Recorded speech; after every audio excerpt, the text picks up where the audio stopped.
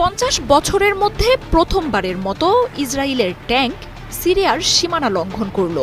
Israel সিরিয়ার Golan মালভূমির বেশ কিছু জায়গা দখল করে নিয়েছে। বিশেষজ্ঞরা বলছেন, স্বার্থান্বেষী ও সুযোগ সন্ধানী ইসরায়েল প্রতিশ্রুত ভূমি দখলের দীর্ঘ এক পরিকল্পনার বাস্তবায়ন করছে ধীরে ধীরে।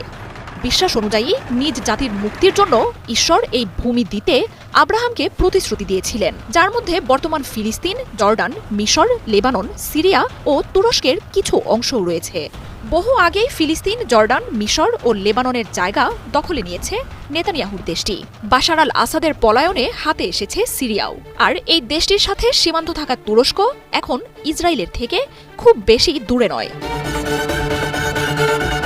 24 বছরের স্বৈরাচারের এক শাসন কায়েম করলেও যুক্তরাষ্ট্র ও ইসরায়েলকে প্রতিরোধের শেষ স্তম্ভ ছিলেন বাশার আল আসাদ। তার পতনের মধ্য দিয়ে সিরিয়া দখলের এক নজিরবিহীন খেলায় মেতেছে ইসরায়েল। বাশার আল আসাদের সিরিয়া ত্যাগের পর দেশটিতে শতাধিক বিমান হামলা চালিয়েছে ইসরায়েল।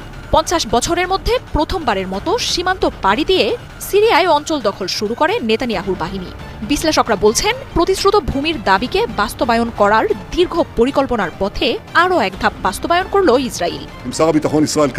11 বছরের যুদ্ধেও যা হয়নি, মাত্র 12 দিনেই তা করে ফেলেছে সিরিয়ার বিদ্রোহী গোষ্ঠী হায়াত তাহরির আল শাম। তবে সিরিয়ার ক্ষমতাসীন সরকারের পতনের পর আলোচনা শুরু হয়েছে দেশটিকে কেন্দ্র করে ঘূর্ণায়মান ভূরাজনীতি নিয়ে। আর এতে সব সমীকরণেই সবচেয়ে লাভবান হয়েছে ইসরায়েল। মধ্যপ্রাচ্য নিয়ন্ত্রণ এবং ইরান ও ইসলামী প্রতিরোধ অক্ষকে দমনে যুক্তরাষ্ট্র ও ইসরায়েলের বহু বছরের স্বপ্নও পূরণ হতে চলেছে। এমনিতেই ইসরায়েলের সাথে যুদ্ধে ইসলামী অক্ষজোট আগের চেয়ে দুর্বল হয়ে পড়েছে। মিত্র বাশার আল আসাদের পতন মধ্যপ্রাচ্যে ইরানের প্রভাবও দুর্বল করে দেবে। সিরিয়ায় রুশ ঘাঁটির ভবিষ্যৎ নিয়েও তৈরি হয়েছে শঙ্কা।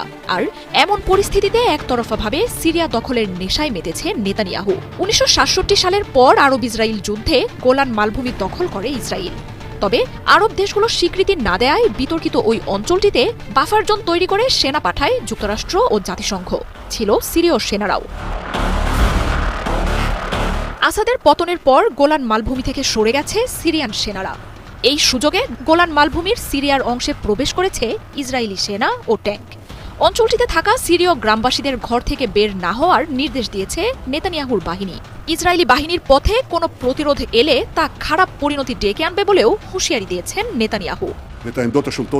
একদিকে সেনারা সিরিয়ার ভূমি দখল করছে, আরেকদিকে শত শত বিমান হামলায় সিরিয়ার অস্ত্রভাণ্ডার, ইসলামী প্রতিরোধ যোদ্ধা এবং সামরিক ঘাঁটিগুলো ধ্বংস করছে ইসরায়েল।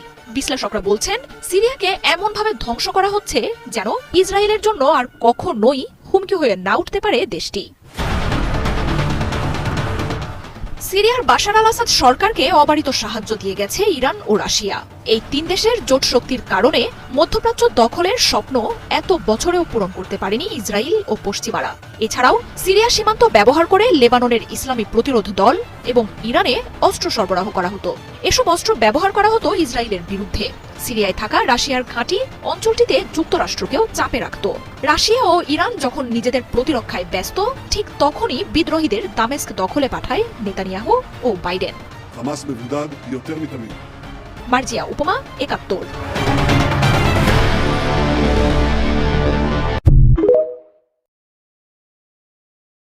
עם שר הביטחון ישראל כץ